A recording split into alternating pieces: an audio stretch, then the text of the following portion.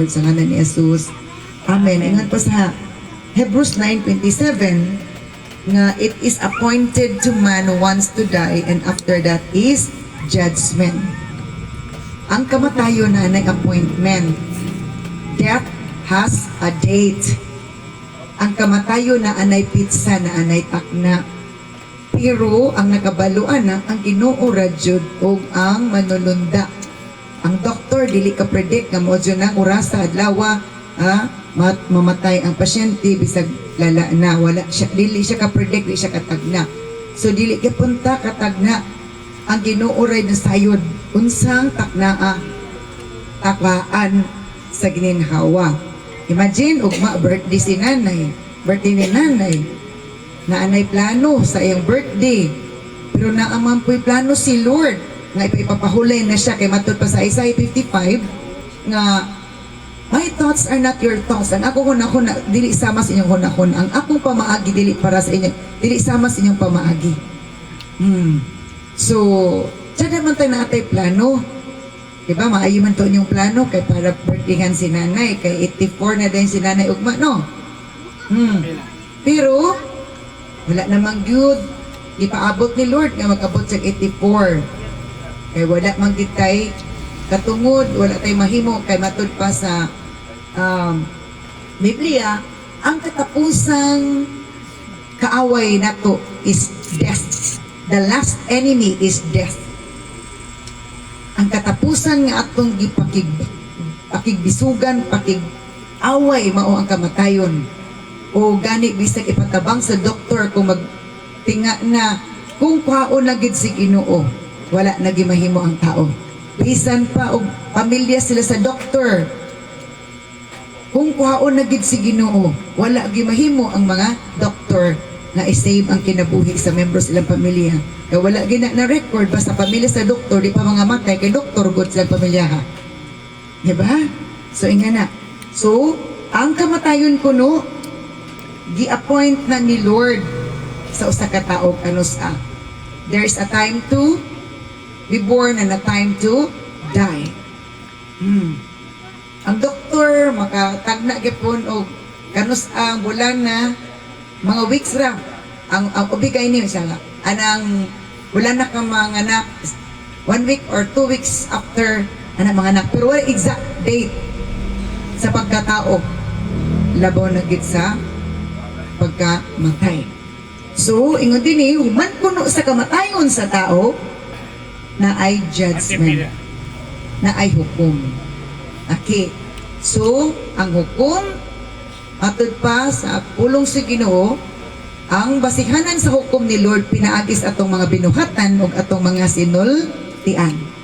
We are judged according to our deeds atong binuhatan and according to our words.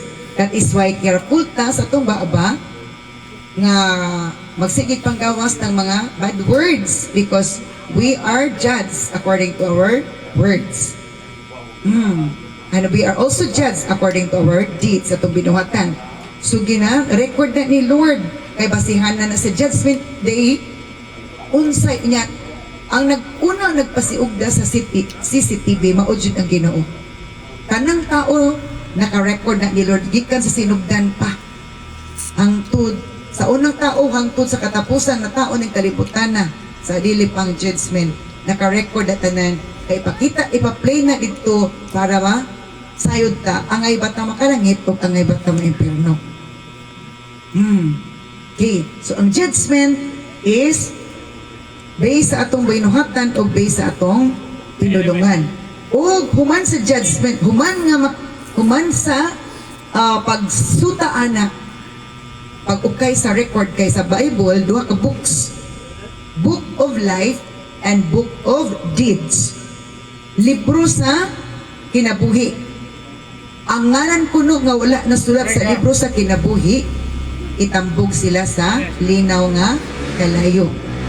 Ang mga ngalan daw kuno nga wala nasulat sa libro sa kinabuhi, asa do itambog? Sa linaw sa kalayo. Lake of fire, matod pa sa English. So, muna nga, isa sa paingnan sa judgment ni Lord, ang destination after sa sa judgment ni Lord is dito sa either sa impyerno or sa langit.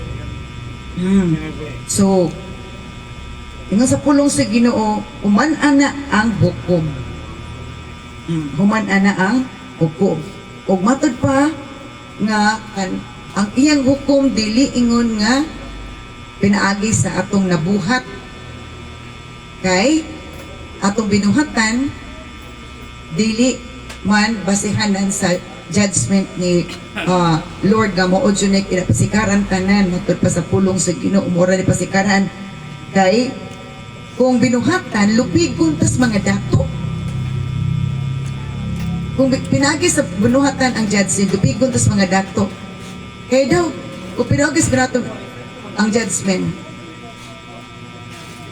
katong sige hatan o donation sige pahimog simbahan sige hatag og dagkong donation ang pobre wala kay kuan so luoy kaayo sa ato pa sa di ay ang dato moray makalangit pero sa story sa Lazarus and the rich man dili jud mao ang mao nga ining atong gi una okay so naa ko nay judgment human sa kamatayon okay og matud pa sa Revelation chapter 14. Revelation chapter 14.